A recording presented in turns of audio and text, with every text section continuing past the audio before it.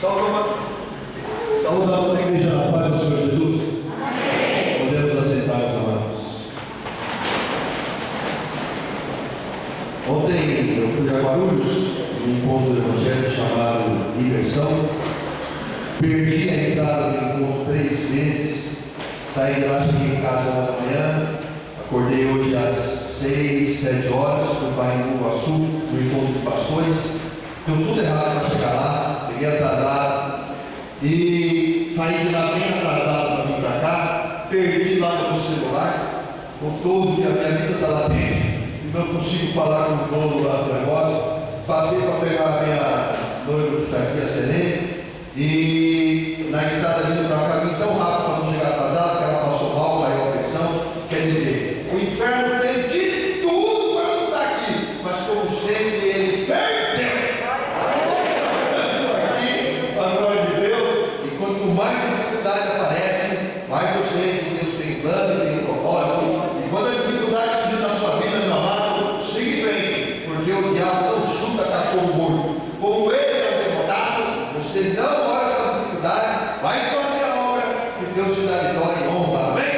Amém. Glória a Deus. Meus amados, gostaria que os irmãos abrissem a palavra de Deus no livro de Mateus,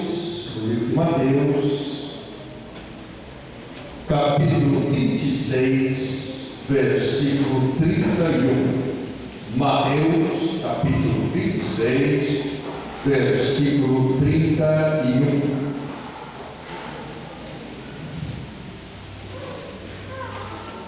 Antes de abrir a chave, amém? Antes de ler, vou dar uma introdução. Havia um homem chamado Simão. Esse homem ele tinha uma empresa de pesca. E ele devia muito dinheiro. A ponto de as pessoas para as quais ele devia exigirem que ele entregasse seus barcos como forma de pagamento. Então ele teve dinheiro, a sua empresa estava falida, e a única coisa que ele tinha para diminuir a dívida, não saudável, mas diminuir, é vender o seu barco. Para piorar a situação, ele tem uma família que ele não consegue mais sustentar. Agora não pense que Simão é um vagabundo. Todo dia ele vai ao mar da Galileia procurar exercer o seu ofício, que é pescador, para tentar conseguir alguns peixes e sustentar a sua família e saldar a dívida que ele fez para manter a família sustentada e a empresa aberta. E Simão, ele se esforça ao máximo. No auge do seu desespero, ele fala: quer saber? Eu pesquei o dia inteiro, mas eu vou tentar de novo, vou pescar hoje à noite.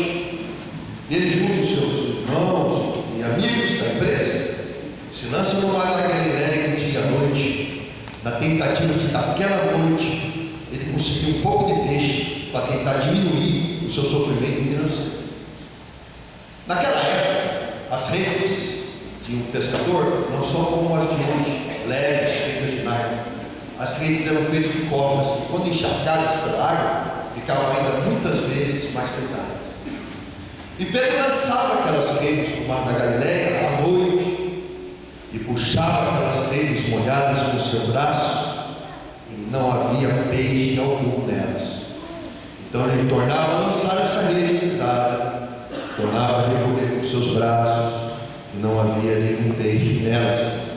E diz o Evangelho que ele pescou uma noite inteira. Então nós estamos falando aí de 6 a 8 horas, lançando as redes e puxando, sem resultado. Quando isso acontece, existem alguns tipos de esgotamento. O esgotamento é o físico, porque já trabalhou durante o dia, não dormiu, está à noite, dando continuidade ao seu trabalho, e levantando, jogando, puxando redes pesadas, o braço pesa 1 tonelada, o corpo se cansa, a madrugada chega e não tem resultado. Então fisicamente ele está exausto. Na mente uma preocupação constante, que vem de muitos dias. Mentalmente ele está cansado. E espiritualmente ele também já não tem mais resistência. Quando depois de uma noite toda, com todo tipo de cansaço sobre si, corporal, na alma e no espírito, o dia amanhece, ele vem na praia trazendo o seu barco vazio, em pleno esgotamento. De repente aparece Jesus na praia, caminhando, com a multidão acompanhando, falaram dele, Simão, esse é Jesus. Não conhecia Jesus.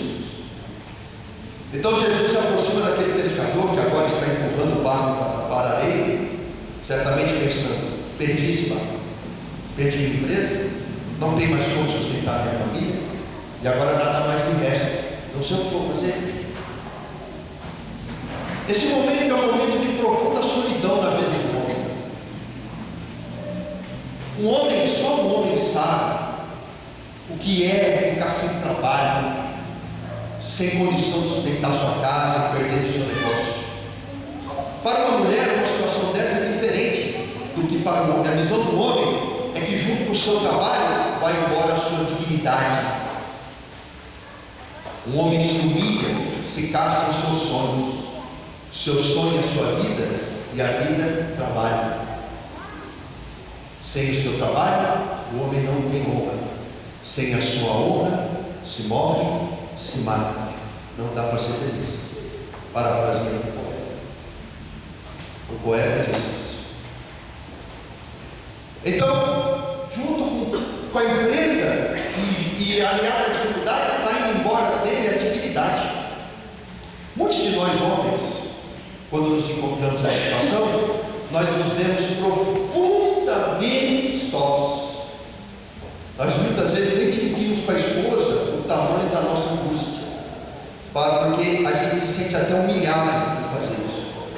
Nós estamos sem autoestima, caídos no chão, humilhados, sem perspectiva de futuro. Alguns correm para a bebida, outros abandonam a família e com vergonha somem de casa, outros apelam para as drogas, outros acreditam que fugir da situação de uma maneira é o resultado. Pedro, certamente, nessa situação terrível, estava ali pensando no mar da Galileia o que fazer.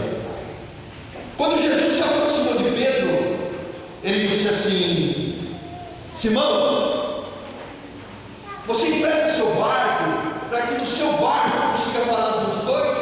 Simão, que ainda não se chamava Pedro, disse para Jesus: olha, mestre, pode usar o meu barco para falar das multidões. Vai aqui um recado de Deus para você. Pedro deu a última coisa que ele tinha para Jesus: o barco. É fácil a gente dar alguma coisa para Deus quando está sobrando. Por exemplo, eu tenho R$1 milhão, aí eu vou dar R$100 mil para a igreja, para a obra de Deus, eu vou dar R$100 mil para Deus. É fácil? Sobra 900 para você. Agora, se você fosse como uma viúva, que só tivesse alguns centavos no bolso, então aqueles centavos valem mais do que 100 mil, porque é tudo que ela tem. Pedro tinha só o barco, e Jesus pediu a última coisa que Pedro tinha: eu quero ser o barco.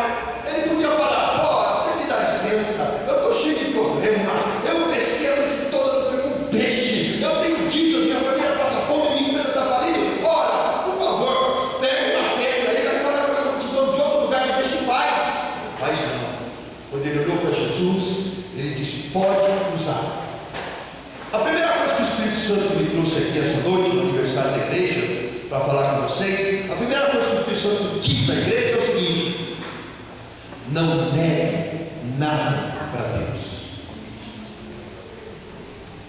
nem que for a última coisa que você tenha, porque Deus esquadrinha o teu coração, vai ver o teu sacrifício, e os teus lagares irão encher, porque Deus recompensa aquele que dá com alegria.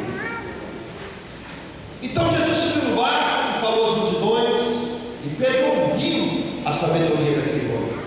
Então Jesus retorna a Pedro e diz: Pedro, faz o seguinte, volta para o mar, lança tuas redes ao mar,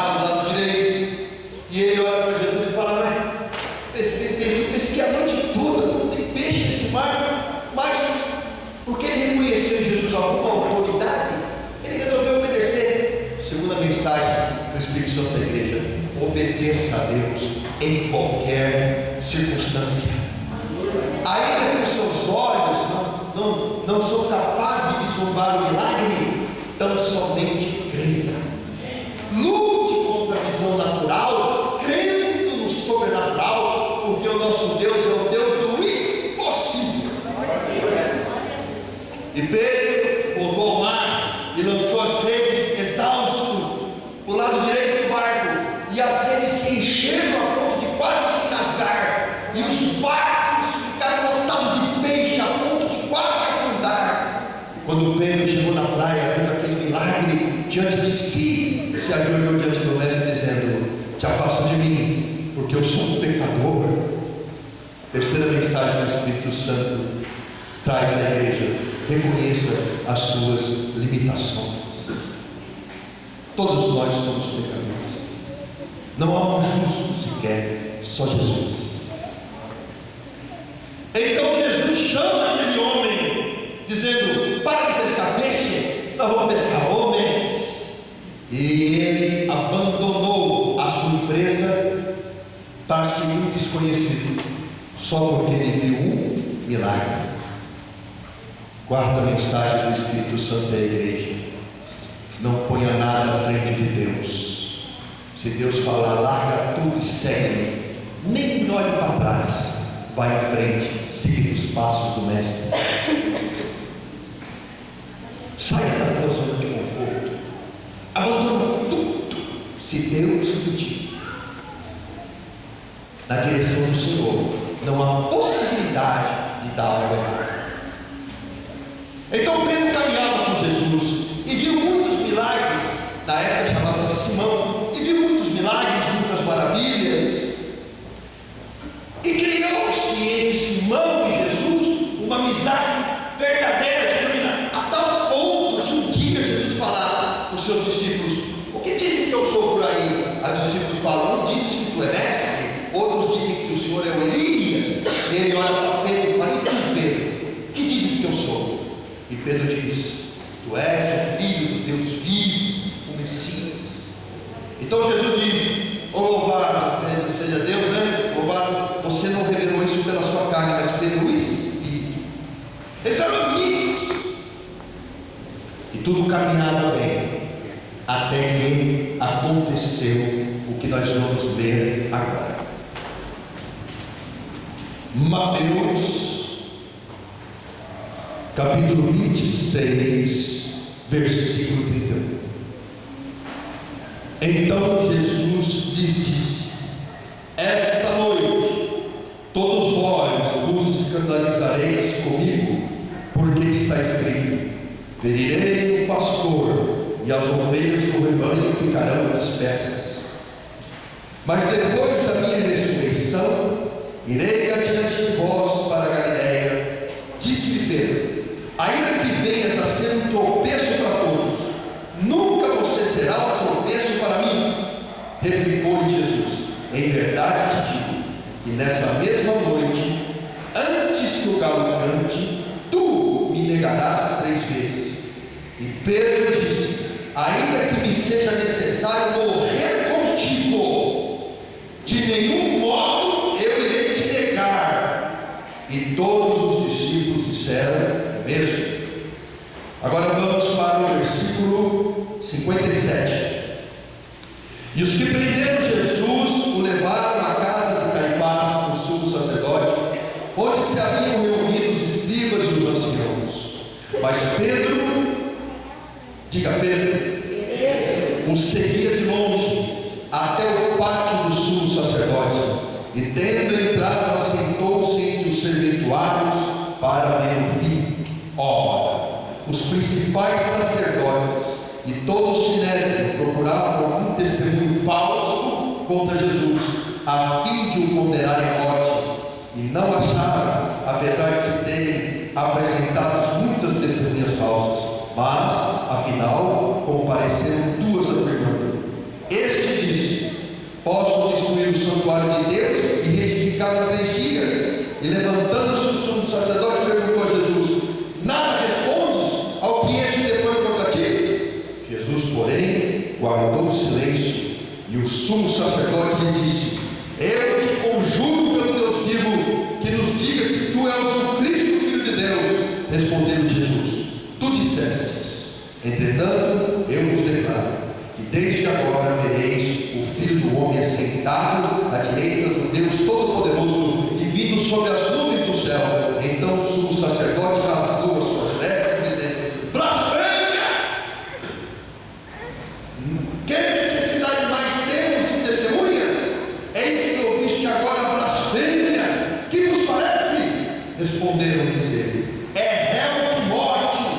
Então uns cuspiram-lhe no rosto. Diga: cuspiram-lhe no rosto, davam-lhe murros, e outros os profetizavam. Profetiza-nos, ó Cristo, quem é que te bateu? Nesse momento foi montado um circo. Jesus é o réu, e eles procuraram uma desculpa para matá-lo. Então acusaram, lançaram sobre ele algumas frases e de falso testemunho, acusaram de blasfêmia, condenando ele à morte. E Pedro, que era Simão, viu tudo isso acontecer. Há uns momentos atrás ele disse: ainda que tu morra, eu morrerei contigo. E agora ele está vendo o amigo dele, Jesus, sendo esbofeteado, sendo cuspido, sendo esmurrado e sendo condenado sem entender nada. Pedro está vendo isso acontecer. E Pedro era um grande amigo de Jesus. Como estará o coração de Pedro nesta hora?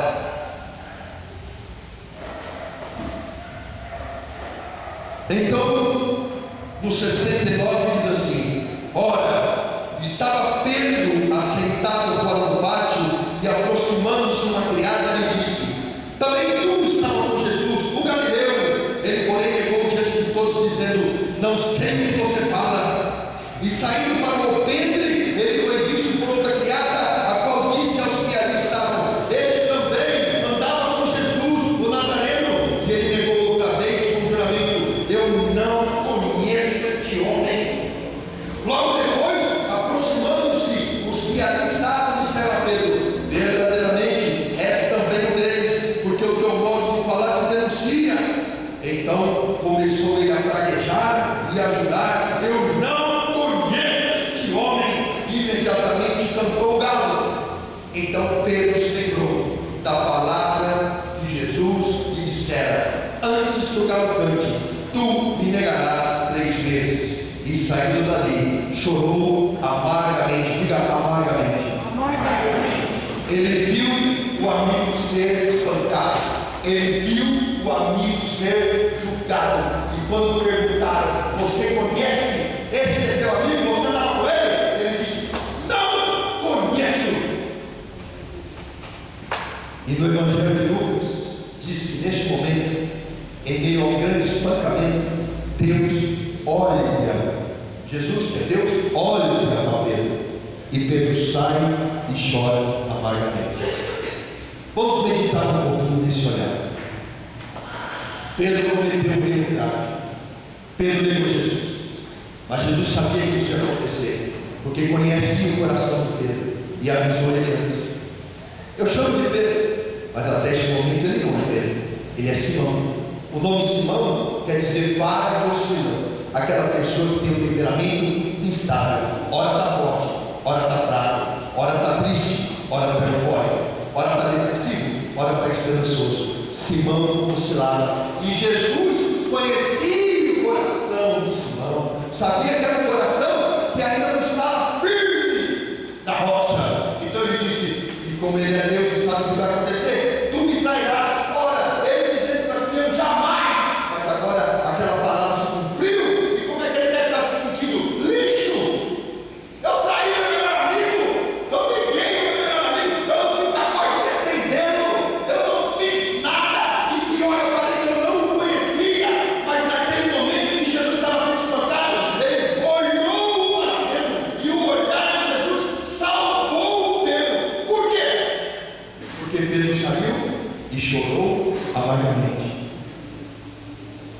Quando Jesus olha para o pecador,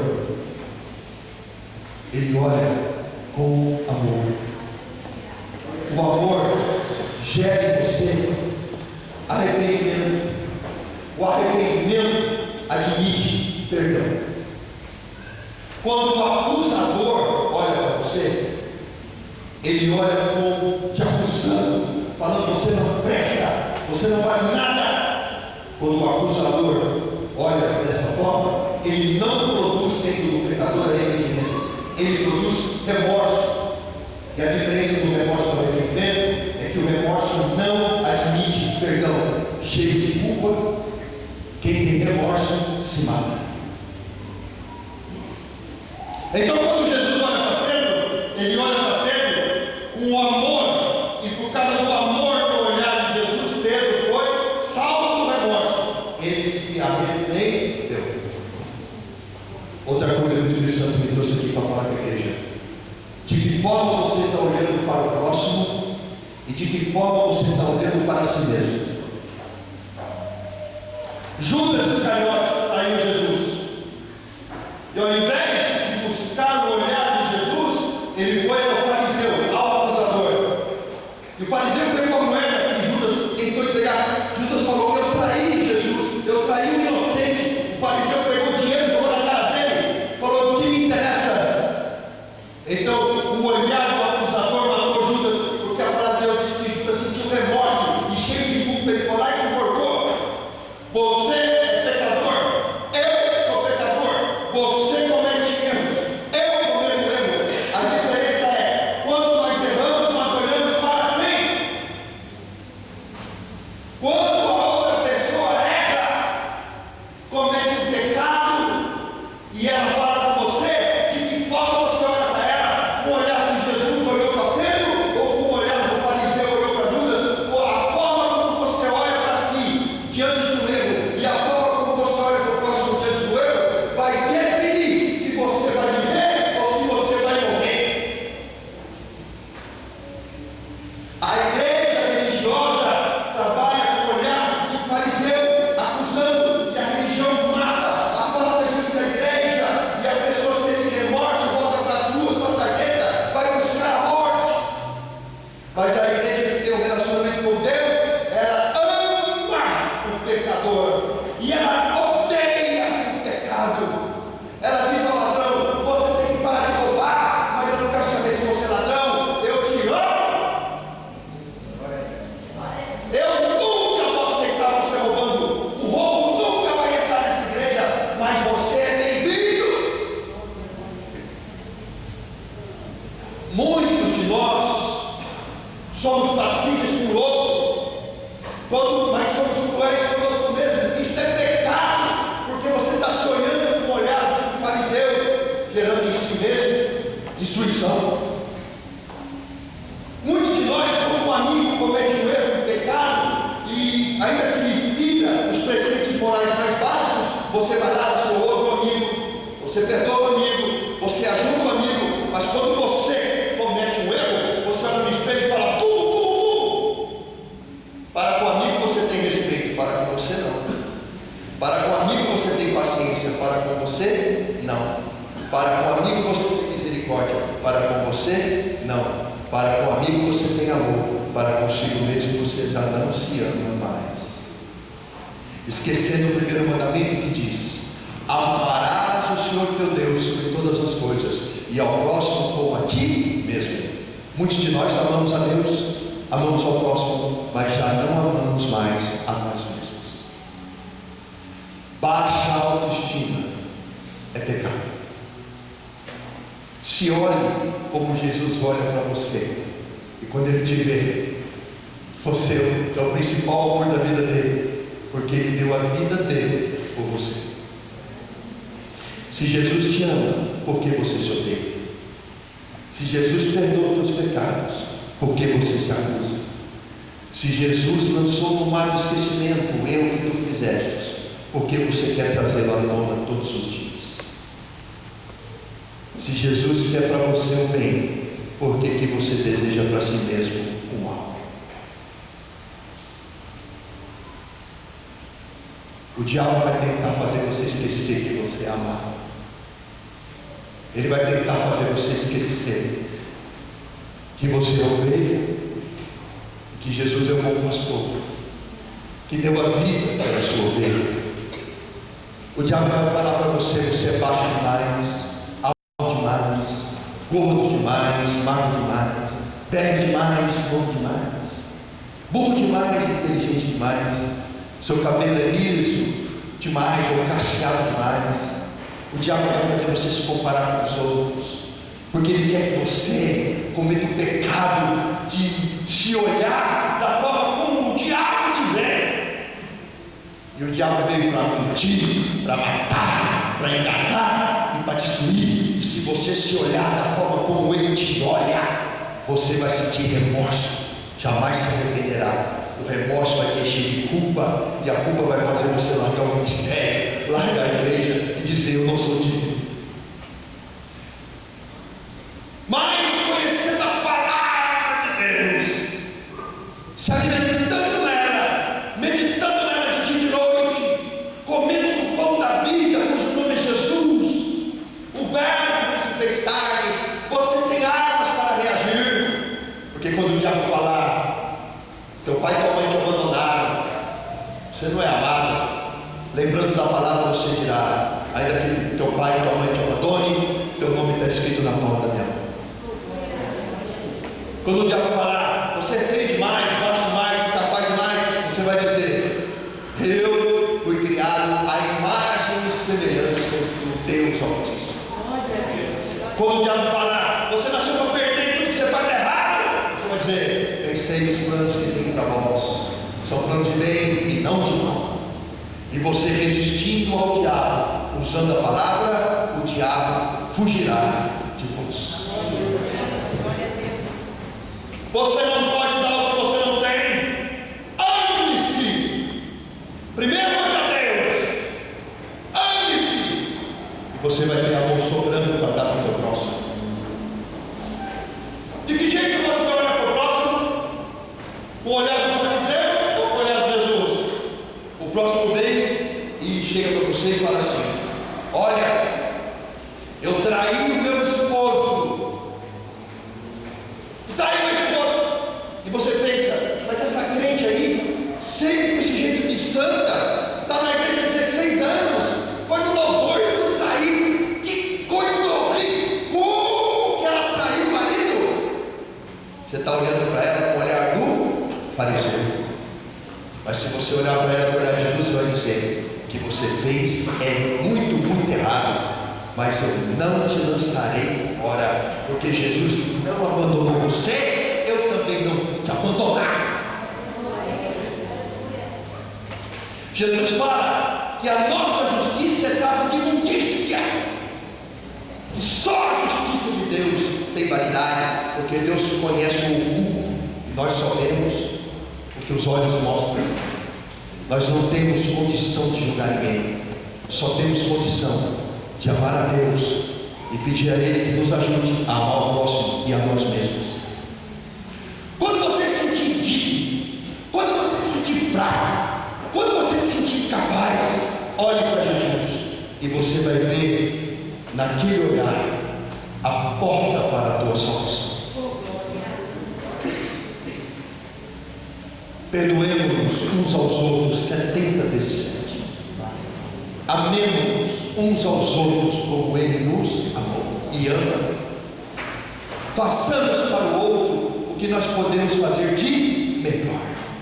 Aprendemos a ser uma igreja que abraça ao invés de lançar fora. Vamos trabalhar o sentimento de amor dentro da igreja, como Jesus trabalhou na vida de Simão Pedro. Depois desse dia, Pedro abandonou o seu ofício, porque ele se sentiu derrotado, fracassado. Aquilo que o mestre falou que eu ia fazer de errado, eu quis, então eu não sou digno. Pedro voltou a pescar, mas Jesus morreu na cruz, e Jesus ressuscitou no terceiro dia. E quando apareceu as mulheres, ele disse: diga a Pedro e aos demais. Espera aí, por que ele não disse diga a todos eles? Ele citou Pedro, ele disse às mulheres: diga a Pedro e aos demais discípulos. Jesus falou o nome de Pedro para que Pedro soubesse que ele ainda o amava, apesar do erro que ele cometeu, e que ele ainda não havia desistido dele. E quando Jesus apareceu para Pedro, Pedro pescava, voltou a ser pescador de peixes. E quando ele viu Jesus na praia, foi tamanha a sua alegria que ele pulou na água com aquela capa, e a capa encharcada, e ficou do lado, mas ele não queria nem saber, ele queria ver Jesus. Conversando os dois em torno de uma fogueira, Jesus falava: Pedro, tu me amas? Amo o Senhor. Pedro, tu me amas? Amo o Senhor. Pedro, tu me amas? Chorando, Pedro disse: tu sabes que eu te amo. Pedro negou Jesus 3 vezes. 3 vezes. Jesus fez Pedro falar que o amava. Jesus estava curando o coração de Pedro. Deixa Deus curar teu coração. Deixa Deus te curar. Fala com Ele. Não guarda as coisas dentro do seu coração. Às vezes você procura um pastor, às vezes você procura um amigo. Você esquece de procurar o seu papai. O que ele quer que você, o relacionamento, fala com ele. Seja as coisas mais pequenas, as coisas maiores. Fala: Senhor, quando eu fui na manicure e ela cortou um bife no meu dedo, abençoa aquela mão para ela não fazer mais isso, meu Deus. Pode parecer pequeno para você, mas para Deus é muito importante, porque você é a filhinha dele. Ele quer saber o que você sente. Ele quer que você externize o seu sofrimento, a sua alegria. Oi, milagre. Ele quer que você externize a sua alegria, o seu sentimento. Então fala com ele, diz a ele o que você quer, o que você tem. Ande nas ruas falando com o seu papai. Vai deitar e falar com o seu papai. Chora no colo do seu papai, porque suas lágrimas sobem ao céu na forma de oração límpida. Deus é o teu pai. Você não tem que ter medo dele. Você não tem que esconder nada dele. Porque se você é filha, se você é filho, você é dele e ele te ama. Porque te escondes. Qual é o pecado que cometeste, que você acha que vai afastar o amor de Deus da tua vida? Eu vou dizer uma coisa para você: você não tem o poder de afastar o amor de Deus da sua vida, porque Deus amou o mundo de tal maneira que deu seu Filho unigênito, para que todo aquele que nele crê não pereça, mas tenha vida eterna. Deus amou você de tal maneira que deu seu Filho unigênito, para você que nele crê não pereça, mas tenha vida eterna. Não se esconda do seu Pai. Ele não vai lançar você fora. Não foi à toa que ele foi para a cruz. Ele levou sobre si os nossos pecados, as nossas enfermidades, as nossas maldições, pela nossa maldade, pela nossa iniquidade. Ele foi moído e pelas suas pisaduras nós fomos sarados. Confessa o pecado sem medo, porque Deus é um Deus de amor.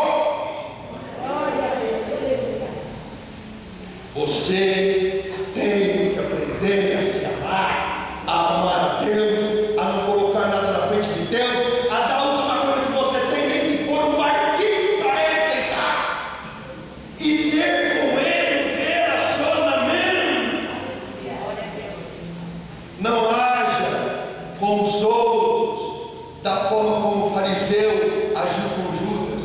Ouça a confissão e perdoa, não julgue, ampare, cuide, odeie o pecado, mas console e ame o pecador. Não desista daquele que não tem mais forças, não desista daquele que insiste no erro, não desista daquele que não está vindo na igreja. Corra atrás.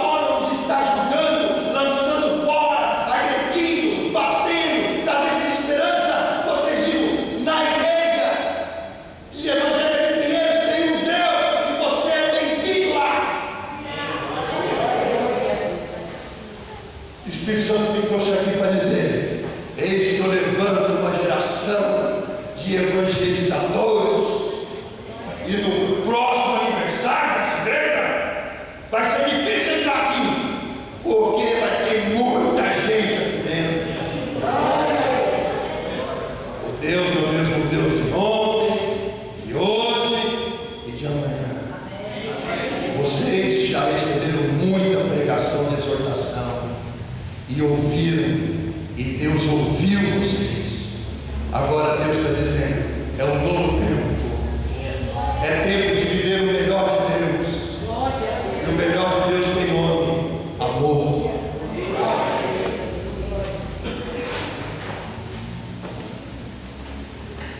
Vamos abrir a palavra de Deus.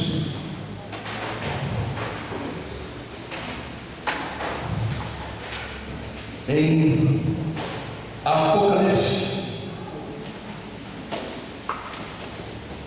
capítulo 2. Apocalipse, capítulo 2. O anjo da igreja de Éfeso escreve: estas coisas diz aquele que conserva na mão direita as 7 estrelas, que anda no meio dos 7 candeeiros de ouro. Conheço as tuas obras, tanto o teu labor como a tua perseverança, e que não podes suportar homens maus, e que pusestes à prova os que a si mesmos se declararam apóstolos e não são, e os achastes mentirosos, e tens perseverança, e suportastes prova por causa do meu nome, e não te deixaste esmorecer. Tenho, porém, contra ti que abandonaste o teu primeiro amor. Essa palavra é para esta igreja. Deus sabe que vocês não suportam homens maus. Deus sabe que vocês são perseverantes. Deus sabe que vocês não aceitam os mentirosos. Deus sabe que vocês têm discernimento espiritual daqueles que se dizem apóstolos e não são. Deus sabe que vocês suportaram provas por causa do nome dele. Deus sabe que vocês não se deixaram esmorecer. Deus sabe que vocês não suportam as obras. Mas eis que agora, nesta noite, no aniversário de 16 anos da igreja, Deus diz à igreja: não te esqueça do teu primeiro amor. Antes dessas obras, ame a Deus. Mantenha os olhos úmidos, dobre o joelho, busque o Espírito Santo, se dedique à oração. Ame a Deus em primeiro lugar, e as demais coisas vos será acrescentadas. 1 Coríntios 13.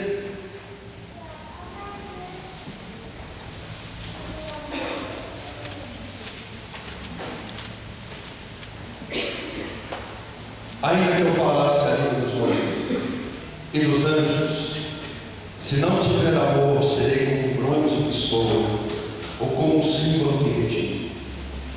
Ainda que eu tenha o dom de profetizar, e conheça todos os mistérios de toda a ciência, ainda que eu tenha tamanha fé, a ponto de transportar os montes, se eu não tiver amor, eu nada serei. Ainda que eu distribua todos os meus bens entre os pobres, e ainda que entregue o meu próprio corpo para ser queimado, se eu não tiver amor, nada disso me aproveitará. O amor é paciente, o amor é benigno, o amor não arde ciúmes, o amor não se ufana, o amor não se soberbece, ele não se conduz de forma inconveniente, ele não procura os seus próprios interesses, ele não se exaspera, ele não se ressente do mal, ele não se alegra com a justiça, mas ele se alegra com a verdade. Tudo sofre, tudo crê, tudo espera, tudo suporta. O amor jamais acaba. Do versículo 12 em diante: porque agora vemos como um espelho, obscuramente, então veremos face a face. Agora conheci em parte, então conhecerei também como sou conhecido. Agora, pois, permanecem a fé, a esperança e o amor. Esses três, porém, o maior deles é o amor. O amor é maior que as obras. O amor é maior que a fé. O amor é maior que a esperança. Deus é amor.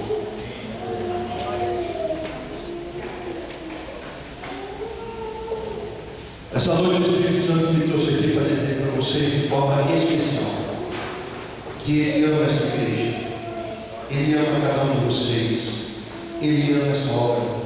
E o diabo fez tudo para impedir que eu esteja aqui hoje, porque ele sabia que vocês ouvindo essa palavra, ele ia perder na vida de vocês a legalidade e a ação. Feche seus olhos, baixe a cabeça, que nós vamos orar.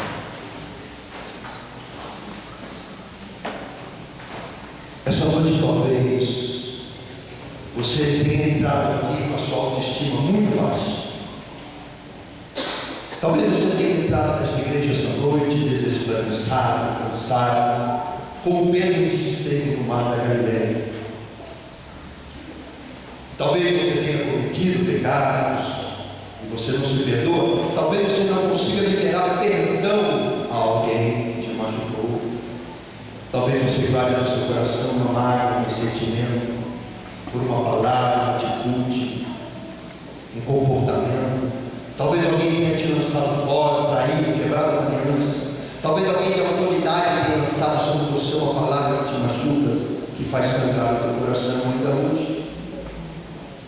Mas essa noite Deus te trouxe aqui para sarar o teu coração, para te dar a condição de perdoar a si mesmo e ao próximo. E Ele veio mostrar sua face a você, para que você saiba que Ele é um Deus de amor, capaz de te perdoar e de te aceitar da forma como você é.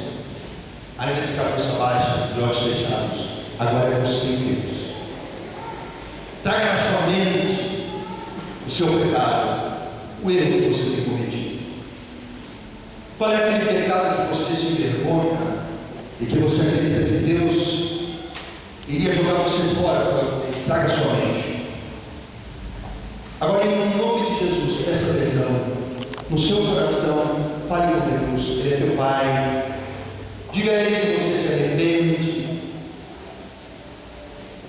E nesse momento que você faz isso, aceite de Deus o perdão.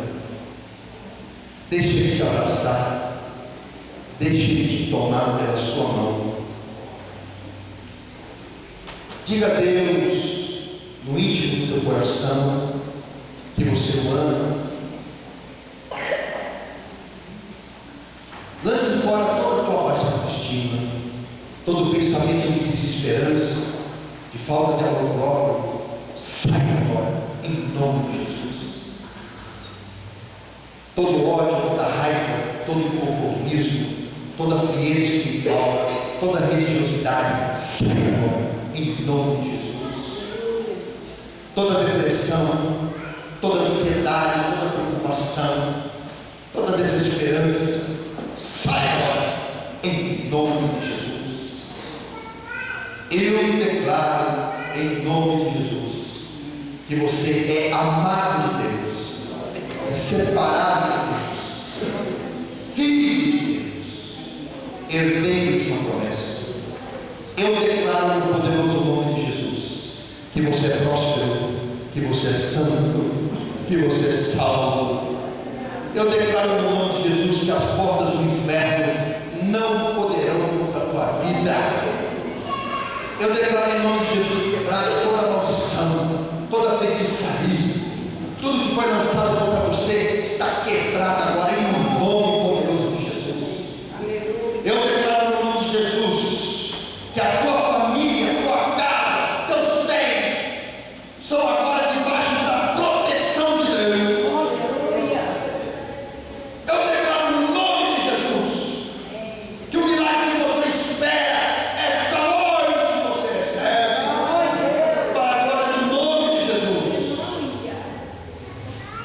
Agora é de cabeça baixa, olhos fechados.